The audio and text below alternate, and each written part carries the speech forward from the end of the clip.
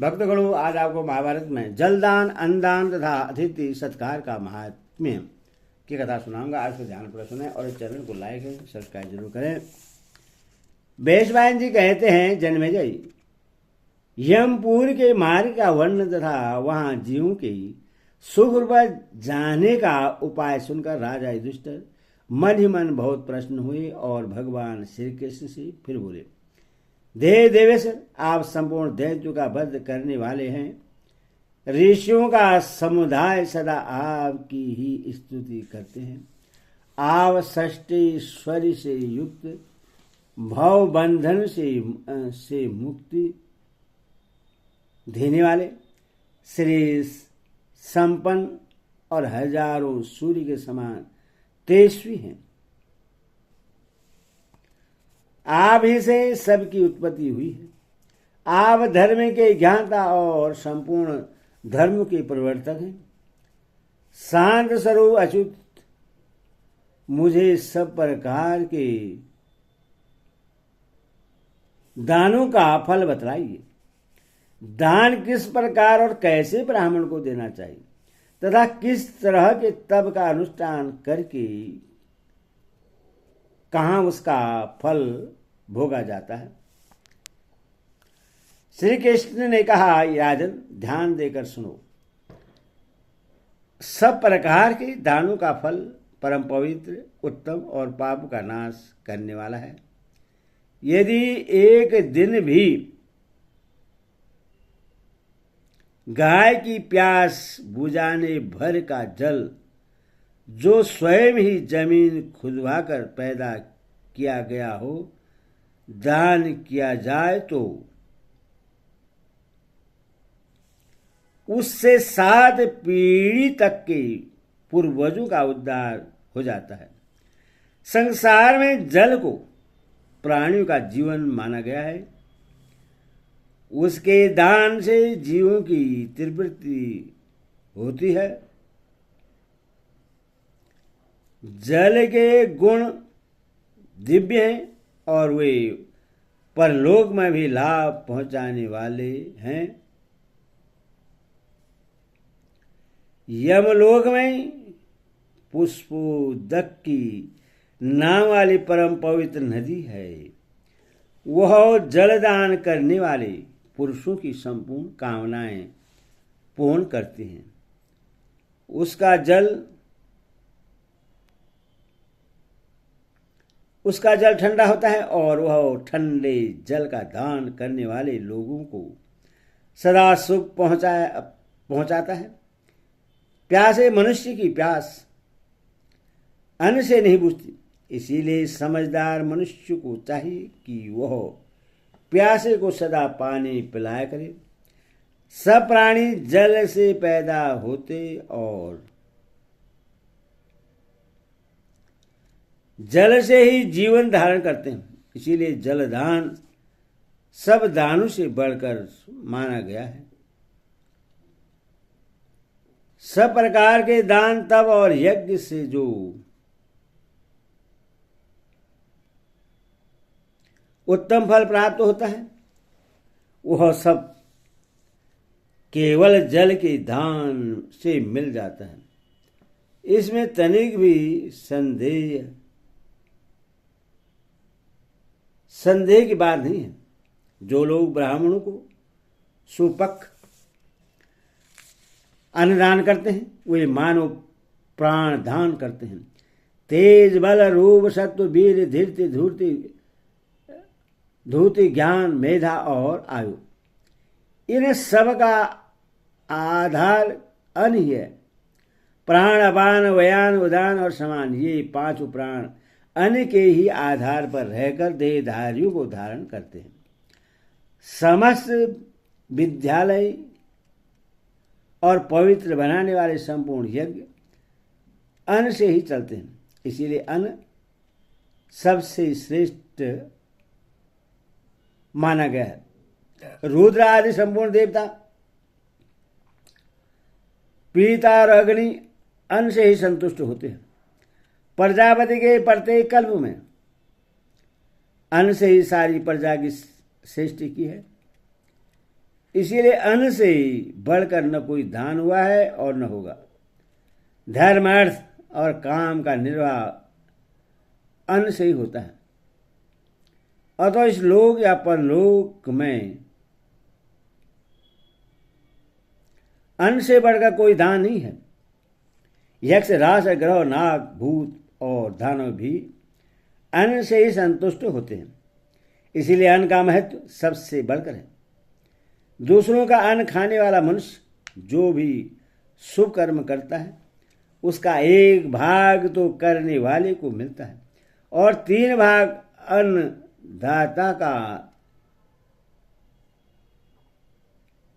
अन्नदाता का हो जाता है। इसीलिए ब्राह्मणों को विशेष रूप से अन्न देना चाहिए।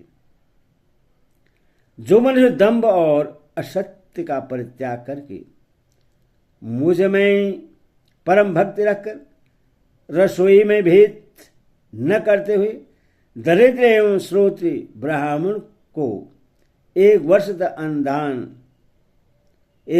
अन्नदान करता है, वह 1 लाख वर्ष तक बड़े सम्मान के साथ देवलोक में निवास करता है तथा वहां इच्छानुसार रूप धारण करके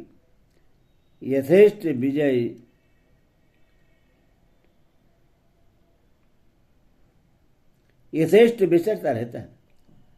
फिर समय अनुसार पुण्य क्षीण हो जाने पर जब वह स्वर्ग से नीचे उतरता है तो मनुष्य लोक में ब्राह्मण होता है। जो 6 महीने या वार्षिक श्राद्ध पर्यंत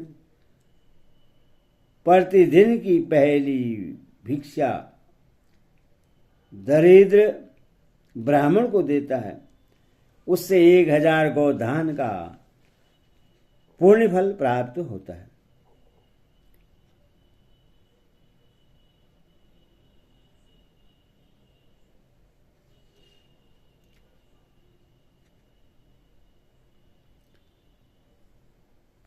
फिर समयानुसार पुण्यशील हो जाने पर जब वह स्वर्ग से नीचे उतरता है तो मनुष्य लोक में ब्राह्मण होता है।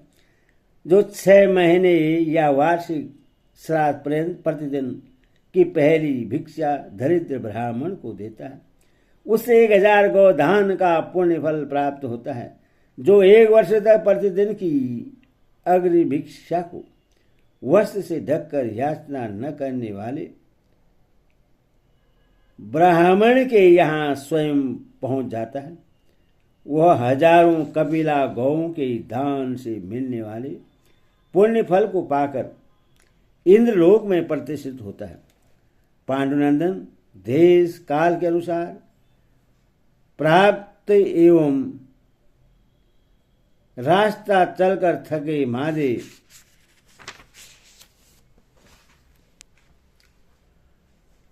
आए हुए भूखे और अन्न चाहने वाले ब्राह्मण को अन्नदान करना चाहिए। जो धन की आय होते हुए भी याचक को अन्न नहीं देता वह लोभी मनुष्य कीड़ों से भरे हुए काल सूत्र नामक नरक में गिरता है। लोभ और मोह के कारण विवेक को खो बैठने वाला वह पापी पुरुष से घोर नरक में 10,000 वर्षों तक वेदना से कराहता हुआ कलेश भोगता रहता है। फिर दीर्घकाल के पश्चात उस नरक से छुटकारा पाने पर वह मृत्यु लोक में चंडालों के यहां अन्न लेता और अत्यंत दरिद्र होता है। जो दूर का रास्ता तय करने के कारण दुर्बल और भूख प्यास और परिश्रम से थका मादा हो, जिसके पैर बड़ी कठिनता से आगे बढ़ते हों तथा जो बहुत पीड़ित तो हो रहा हो, ऐसा ब्राह्मण अन्नदाता का पता पूछता हुआ धूल भरे पैरों से यदि घर पर आकर अन्न की याचना करे तो यत्नपूर्वक उसकी पूजा करनी चाहिए, क्योंकि वह अतिथि स्वर्ग का सोपान होता है। उसके संतुष्ट होने पर संपूर्ण देवता संतुष्ट हो जाते हैं।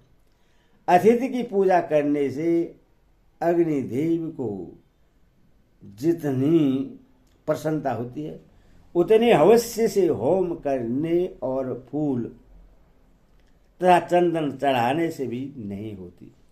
श्रेष्ठ पुष्कर तीर्थ में विधि पूर्वक कबीला गौ का दान करने से भी उस फल की प्राप्ति नहीं होती जो ब्राह्मण को भोजन कराने से मिलता है। ब्राह्मण के चरणोदक से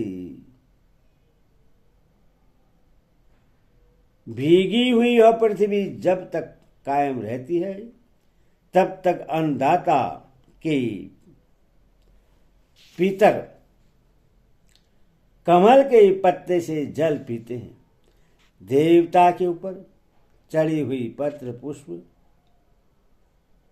आदि पूजन सामग्री को हटाकर उस स्थान को साफ करना, ब्राह्मण के जूठे किए हुए बर्तन और स्थान को माज धो देना, थके हुए ब्राह्मण का पैर दबाना, उनके चरण धोना, उसे रहने के लिए घर, सोने के लिए सैया और बैठने के लिए आसन देना।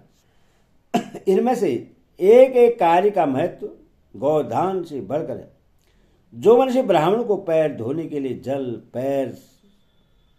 पैर में लगाने के लिए घी, दीपक, अन्न और रहने के लिए घर देते हैं, वे कभी यमलोक में नहीं जाते।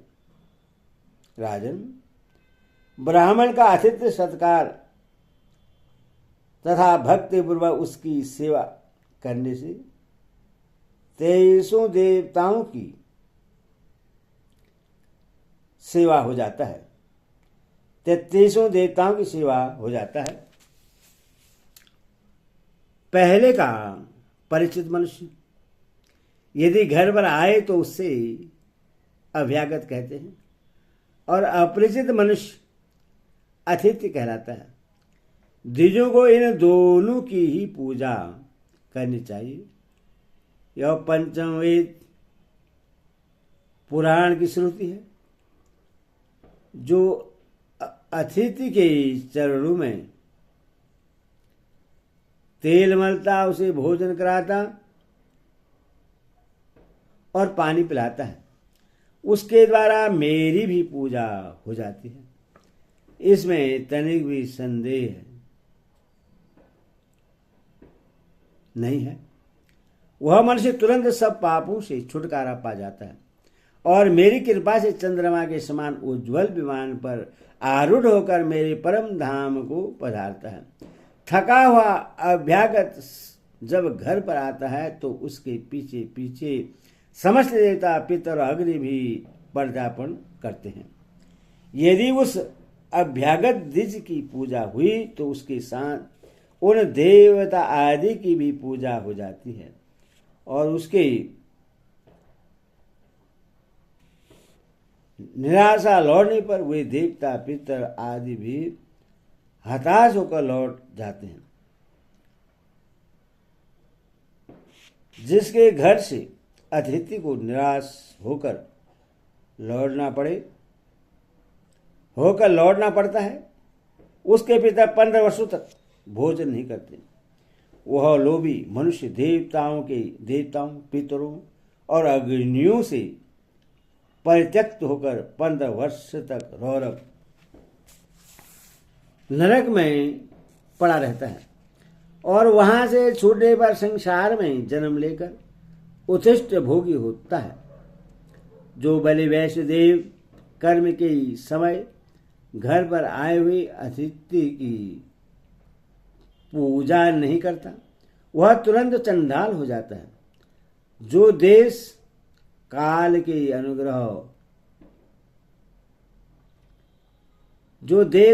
अनुसार घर पर आए हुए ब्राह्मण को वहां से बाहर कर देता है, वह तत्काल पतित हो जाता है और मरने के बाद 1 करोड़ वर्ष तक घोर रौरव नरक में पकाया जाता है। फिर समयानुसार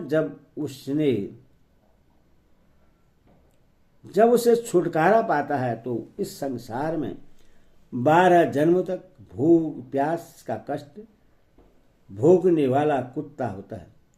यदि देश काल के अनुसार अन्न की इच्छा से चंडाल भी अतिथि के रूप में आ जाए तो गृहस्थ पुरुष को सदा उसका सत्कार करना चाहिए। जो लोभ और मोहबस विचार शून्य होकर उसका सत्कार के बिना ही भोजन कर लेता है वह 10 जन्मों तक चंडाल होता है। जो अतिथि को निराश लौटाकर स्वयं भोजन करते समय अत्यंत हर्ष अनुभव करता है उसे इस बात का पता नहीं रहता कि मैं भिष्टा के कुएं में पड़ने वाला हूं। जो अतिथि का सत्कार नहीं करता उसका ऊनी वस्त्र ओढ़न अपने लिए रसोई बनवाना और भोजन करना सब कुछ व्यर्थ है। जो प्रतिदिन सांगोपांग भेदों का स्वाध्याय करता है परंतु अतिथि की पूजा नहीं करता उसे द्विज का जीवन व्यर्थ है। जो लोग पाक यज्ञ पंचमहायज्ञ तथा सोमयज्ञ आदि के द्वारा यजन करते हैं परंतु घर पर आए हुए अतिथि का सत्कार नहीं करते वे यश की इच्छा से जो कुछ दान या यज्ञ करते हैं वह सब व्यर्थ हो जाता है। अतिथि की मारी गई आशा मनुष्य के समस्त शुभ कर्मों का नाश कर देती है। इसीलिए श्रद्धालु होकर देश काल पात्र और अपनी शक्ति का विचार करके थोड़ा बहुत अतिथि सत्कार अवश्य करना चाहिए। जब अतिथि अपने द्वार पर आवे तो बुद्धिमान पुरुष को चाहिए कि वह प्रश्चित होकर हंसते हुए मुख से अतिथि का स्वागत करे तथा बैठने को आसन और चरण धोने के लिए जल देकर अन्नपान आदि के द्वारा उसकी पूजा करे।